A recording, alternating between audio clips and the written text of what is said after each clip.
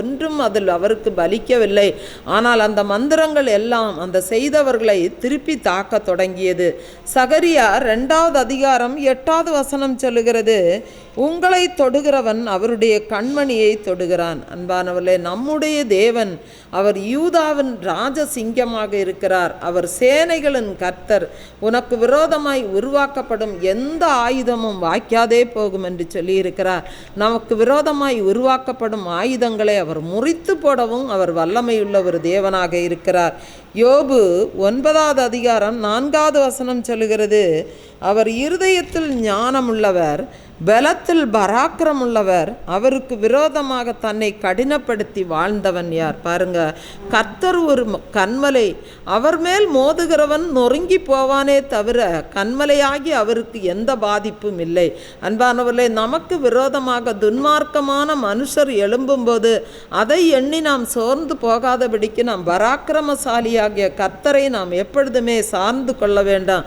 அவர் நமக்காக வழக்காடி அவர் நமக்காக யுத்தம் செய்து நமக்கு நியாயம் கிடைக்க செய்வார். அநியாயக்காரர்கள் தொடர்ந்து அநியாயம் செய்வதை அவர் தாங்கிக் கொள்ளவே மாட்டார். அதை அவர் பார்த்து கொண்டு சும்மா இருக்கிற தேவன் அல்ல.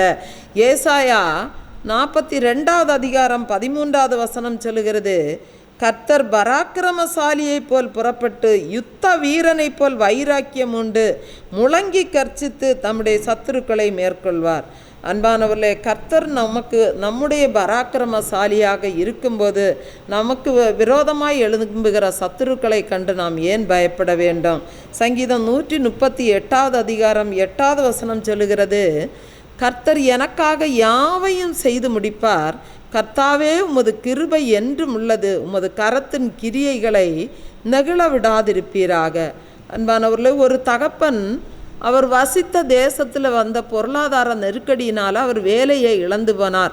அந்த வேலை இல்லாததுனால அந்த குடும்பம் பயங்கரமாக திக்குமுக்காடியது.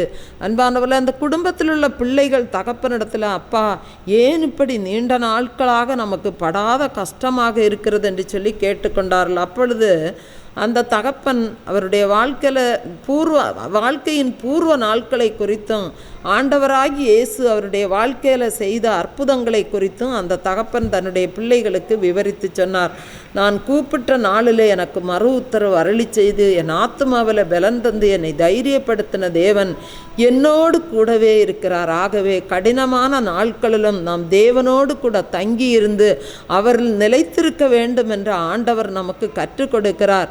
பஞ்ச நாட்களிலும் ஆண்டவர் தம்முடைய பிள்ளைகளை போஷிக்க அறிந்திருக்கிறார் என்று சொல்லி அவர் தன்னுடைய வாழ்க்கையில் தேவன் செய்த நன்மைகளையும் தேவன் அவருக்கு கொடுத்த வெற்றிகளையும் தன்னுடைய பிள்ளைகளுக்கு அவர் விவரித்து சொன்னார். அன்பானவர்களே, சங்கீதம் 138 6, 7, 8 வசனம் சொல்லுகிறது, கர்த்தர் உயர்ந்தவராயிருந்தும் தாழ்மை உள்ளவர்களை நோக்கி பார்க்கிறார், மேட்டிமையானவனையோ தூரத்திலிருந்து அறிகிறார்.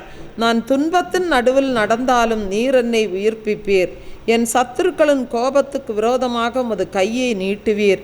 உமது வலதுகரம் என்னை இரட்சிக்கும்.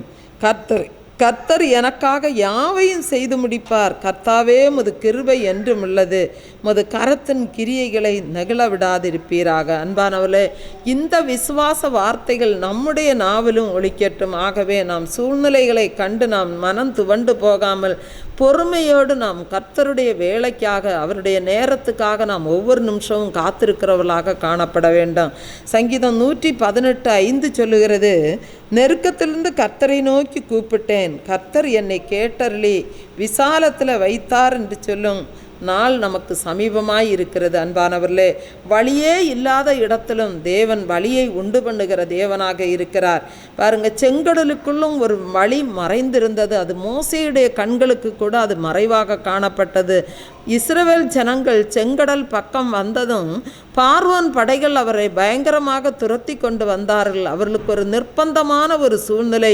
எங்கு செல்வோம், என்ன செய்வோம் என்று அவர்கள் தவித்து நிற்கிற அந்த சூழ்நிலையில தான் நீ அறியாததும் உனக்கு எட்டாததுமான பெரிய காரியங்களை செய்வேன், நினைப்பதற்கும் வேண்டிக் கொள்வதற்கும் அதிகமாய் செய்கிற கர்த்தர் அவர்களுக்கு வழியே இல்லாத இடத்திலும் அவர்களுக்கு வழியாக இருந்து அவர்களை வழிநடத்தினதை நாம் வேதத்தில் பார்க்கிறோம். வேண்டும். ஒரு வழியும் இல்லையே என்று நாம் சொல்லி கொள்ளும்போது ஆண்டவரே எனக்கு வழியாக இருக்கிறார் என்று சொல்லி நாம் ஆண்டவருக்குள் நம்மை பலப்படுத்தி கொள்ள வேண்டும். கிறிஸ்து எனக்கு வழியாக இருக்கிறார் என்று நாம் ஒவ்வொரு வேளையிலும் நாம் விசுவாசிக்க வேண்டும். செங்கடலுக்குள் ஒரு வழி மறைந்திருந்தது போல கர்த்தருடைய பிள்ளைகளுக்கு இக்கட்டான வேளைகள் வரும்போது ஒரு வழியை உண்டு பண்ண அவர் நமக்கு வல்லமையுள்ள ஒரு தேவனாக இருக்கிறார். நம்மை அழைத்த தேவன் நம்முடைய எதிர்காலத்தை அவர் நமக்கு வரைபடம் போட்டு காட்டாவிட்டாலும் நான் நினைப்பதற்கும் நாம் வேண்டிக் கொள்வதற்கும் அதிகமான நன்மைகளை அவர் செய்வார். நாம் அறியாததும் நமக்கு எட்டாததுமான பெரிய காரியங்களை செய்வார் என்று நாம் நிச்சயமாக நாம் விசுவசிக்க வேண்டும். யோவான் 16வது அதிகாரம் 33வது வசனம் சொல்லுகிறது, என்னிடத்தில் உங்களுக்கு சமாதானம் உண்டாயிருக்கும் பொருட்டு இவைகளை உங்களுக்கு சொன்னேன். உலகத்தில் உங்களுக்கு உபத்திரவம் உண்டு, ஆனாலும் திடன் கொள்ளுங்கள், நான் உலகத்தை ஜெயித்தேன் என்றார். ஒரு பெண்ணு ஒரு பூங்காவில் போய் பெஞ்சில் அமர்ந்து கொண்டிருந்தாள். அப்பொழுது அந்த பூங்காவிலிருந்து அந்த பெஞ்சுக்கு பக்கத்தில் இன்னொரு பொண்ணு ஒரு குழந்தையோடு வந்து அமர்ந்திருந்தாள். அந்த குழந்தையானது தரையிலிருந்து சிறு குழந்தை எழும்பி நிற்பதற்கு பயங்கரமாக முயற்சி செய்து கொண்டே இருந்தது. அது ஒவ்வொரு முறையும் எழும்பி நிற்க முயற்சி செய்யும் போது விழுந்து கொண்டே இருந்தது. அப்பொழுது அந்த பக்கத்தில் பூங்காவில் இருந்த பெண் அந்த குழந்தையை தூக்கி நிறுத்துவதற்கு அவள் முயற்சி செய்தாள். அப்பொழுது குழந்தையின் தாய் சொன்னாள், நீங்கள் அப்படியே விட்டுவிடு, குழந்தை தானாக நிற்கும் வரைக்கும் அவளே முயற்சி பண்ணட்டும், அப்பொழுதுதான் அவள் நன்றாக நிற்க முடியும், அப்பொழுதுதான் அவளுக்கு பயம் போய்விடும், நிற்பதற்குரிய பலன் உண்டாகும் என்று சொன்னாள். அன்பானவர்களே, வாழ்க்கை என்பது முதல்ல அதே போலத்தான் ஒரு பட்டாம்பூச்சியானது தன்னுடைய வாழ்க்கையை ஒரு புழுவாகத்தான் ஆரம்பிக்கிறது. அந்த பட்டாம்பூச்சி கூட்டுப்புழுவாக இருக்கும்போது அந்த கூட்டுக்குள் அது பயங்கரமாக துடித்து கொண்டிருக்கும். அப்பொழுது நாம் ஐயோ பாவம் என்று சொல்லி அந்த கூட்டை உடைத்து அந்த புழுவை நாம் வெளியே கொண்டு வர முயற்சித்தோம் என்றால் அது முடமான பூச்சியாக, முழு வளர்ச்சி இல்லாத பூச்சியாக, இறக்கை இல்லாத பூச்சியாக வெளிவரும். ஆனால் அது சிறிது நேரத்திலே இறந்துவிடும். அந்த கூட்டுப்புழுவில் இருக்கும்போது அதனுடைய கஷ்டத்தை அது அனுபவிக்கட்டும் என்று சொல்லி நாம் தானாக அதை அப்படியே விட்டு விடும்போது அது குறித்த நேரம் வரும்போது, அதனுடைய வேலை வரும்போது அழகிய பட்டாம்பூச்சியாக அது வெளியே சிறகடித்து அது வெளியே பறந்து வருகிறதை நாம் பார்க்கிறோம். நமது வாழ்க்கையிலும் நாம் அனுபவிக்கிற அந்த உபத்திரவங்களை நாம் பெரிதாய் பார்த்து கொண்டிருக்கிறோமா? அன்பானவர்களே, நம்முடைய வாழ்க்கையும் ஒரு பட்டாம்பூச்சி போன்றது தான். அந்த பட்டாம்பூச்சியானது பட்டாம்பூச்சியாய் பறக்குவதற்கு முன்பாக அது தன்னுடைய வாழ்க்கையில் பல நிலைகளை அது சந்திக்க வேண்டி இருக்கிறது. பாருங்க, ஒரு விமானம் எவ்வளவு உயரம் பறக்க வேண்டும், அது தரையில் எவ்வளவு தூரம் ஓட வேண்டும் என்பதை அந்த விமானத்துக்குள் இருக்கிறது விமானி தீர்மானிப்பது தான். அதே போல நம்முடைய வாழ்க்கையில் நாம் எவ்வளோ நாள் பாடுகளை அனுபவிக்க வேண்டும், எவ்வளோ நாள் இந்த கஷ்டத்துக்குள்ளாக நாம் கடந்து செல்ல வேண்டும் என்பதை தீர்மானிப்பது நமக்குள் இருக்கிற கர்த்தர் ஒருவர் தான். தரையில் ஓடும் விமானம் நிச்சயமாக மேலே எழும்புவது போல இன்று நம் பாடுகள் நடுவே ஓடிக்கொண்டிருக்கிற நாமும் நிச்சயமாய் எழும்புவோம். நம்முடைய பிரச்சனைகள் ஒன்றும் ஒருபோதும் நிரந்தரமானதல்ல. நமது பாடுகளை, கஷ்டங்களை நாம் உலக மனிதரிடத்தில் நாம் ஒருபோதும் சொல்லிக்கொள்ளவே கூடாது. அவர்களிடத்தில் சொல்லும்போது அவர்கள் நம்மை தூற்றி பரிகசிக்கத்தான் செய்வார்கள்.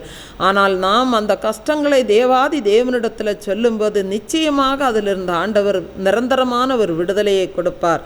ரோமர் 8வது அதிகாரம் 18வது வசனம் சொல்லுகிறது, ஆதலால் இக்காலத்து பாடுகள் இனி நம்மிடத்தில் வெளிப்படும் மகிமைக்கு ஒப்பிடத்தக்கவைகள் அல்லவென்று எண்ணுகிறேன். பாருங்க, உபத்திரவங்கள் நம்முடைய வாழ்க்கையில் எவ்வளவு பெரிதாக இருந்தாலும் நம்முடைய தேவன் அதை காட்டிலும் பெரியவராக இருக்கிறார். ஆகவே அதை சீக்கிரத்தில் நீங்கி விடுகிற இந்த லேசான உபத்திரவம் நமக்கு அழிவை அல்ல, நித்திய கன மகிமையை உண்டு பண்ணும். ஒரு பாடலை கூட நாம் கரங்களை தட்டி உற்சாகமாக பாடலாம். ஆவியான எங்கள் அன்பு தெய்வமே, அடியோரை ஆட்கொண்டு நடத்துமே, ஆட்கொண்டு எங்களை அனலாக்கும், அன்பினால் இன்று அலங்கரியும் என்கிறதான பாடலை நாம் கரங்களை தட்டி உற்சாகமாக பாடலாம். ஆவியான எங்கள் அன்பு தெய்வமே, அடியோரை ஆட்கொண்டு நடத்துமே, ஆவியான எங்கள் அன்பு தெய்வமே, அடியோரை ஆட்கொண்டு நடத்துமே. ஆட்கொண்டு எங்களை அனலாக்கும், ஆட்கொண்டு எங்களை அனலாக்கும், அன்பினாலின்று அலங்கரியும், அன்பினாலின்று அலங்கரியும். ஆவியான எங்கள் அன்பு தெய்வமே, அடியோரை ஆட்கொண்டு நடத்துமே. ஆவியான எங்கள் அன்பு தெய்வமே, அடியோரை ஆட்கொண்டு நடத்துமே. ஜெபிக்க வைக்கும் எங்கள் ஜபவீரனே, துதிக்க தூண்டும் துணையாளரே. ஜெபிக்க வைக்கும் எங்கள் ஜபவீரனே, துதிக்க தூண்டும் துணையாளரே. சாத்தானின் சகல தந்திரங்களை, சாத்தானின் சகல தந்திரங்களை தகர்த்தெறிய வாருமையா, தகர்த்தெறிய வாருமையா. ஆட்கொண்டு எங்களை அனலாக்கும், ஆட்கொண்டு எங்களை அனலாக்கும், அன்பினாலின்று அலங்கரியும், அன்பினாலின்று அலங்கரியும். ஆவியான எங்கள் அன்பு தெய்வமே, அடியோரை ஆட்கொண்டு நடத்துமே. ஆவியான எங்கள் அன்பு தெய்வமே, அடியோரை ஆட்கொண்டு நடத்துமே. சாவுக்கேதுவான எங்கள் சரீரங்களை உயிர் பெற செய்பவரே, சாவுக்கேதுவான எங்கள் சரீரங்களை உயிர் பெற செய்பவரே. சரீரங்களின் தீய செயல்களையே, சரீரங்களின் தீய செயல்களையே சாகடிக்க வாருமையா, சாகடிக்க வாருமையா. ஆட்கொண்டு எங்களை அனலாக்கும், ஆட்கொண்டு எங்களை அனலாக்கும், அன்பினாலின்று அலங்கரியும், அன்பினாலின்று அலங்கரியும். ஆவியான எங்கள் அன்பு தெய்வமே, அடியோரை ஆட்கொண்டு நடத்துமே. ஆவியான எங்கள் அன்பு தெய்வமே, அடியோரை ஆட்கொண்டு நடத்துமே. பலனில்லாத நேரங்களில் உதவிடும் துணையாளரே, பலனில்லாத நேரங்களில் உதவிடும் துணையாளரே. சொல்லொண்ணா பெருமூச்சோடு, சொல்லொண்ணா பெருமூச்சோடு ஜெபித்திட வாருமையா, ஜெபித்திட வாருமையா. ஆட்கொண்டு எங்களை அனலாக்கும், ஆட்கொண்டு எங்களை அனலாக்கும், அன்பினாலின்று அலங்கரியும், அன்பினாலின்று அலங்கரியும். ஆவியான எங்கள் அன்பு தெய்வமே, அடியோரை ஆட்கொண்டு நடத்துமே.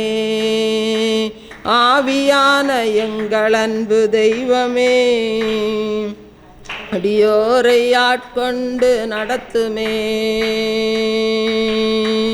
மனதை புதிதாக்கும் மன்னவனே, மறுரூபமாக்குபவரே, ஐயா. மனதை புதிதாக்கும் மன்னவனே மறுரூபமாக்கும் ஐயா. ராஜாவின் இரண்டாம் வருகைக்காக, ராஜாவின் இரண்டாம் வருகைக்காக என்னாலும் ஏங்கச் செய்யும், என்னாலும் ஏங்கச் செய்யும். ஆட்கொண்டு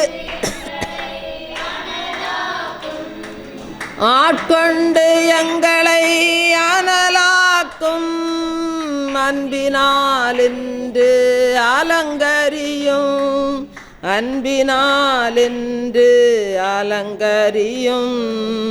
ஆவியான எங்கள் அன்பு தெய்வமே அடியோரை ஆட்கொண்டு நடத்துமே. ஆவியான எங்கள் அன்பு தெய்வமே அடியோரை ஆட்கொண்டு நடத்துமே. தேவாதி தேவனின் ஆழங்களை ஆராய்ந்து அறிபவரே, தேவாதி தேவனின் ஆழங்களை ஆராய்ந்து அறிபவரே, அப்பாவின் திருசித்தம் வெளிப்படுத்தி, அப்பாவின் திருசித்தம் வெளிப்படுத்தி எப்போதும் நடத்துமையா, எப்போதும் நடத்துமையா. ஆட்கொண்டு எங்களை அனலாக்கும், ஆட்கொண்டு எங்களை அனலாக்கும் அன்பினால் இன்று அலங்கரியும், அன்பினால் இன்று அலங்கரியும். ஆவியான எங்கள் அன்பு தெய்வமே அடியோரை ஆட்கொண்டு நடத்துமே.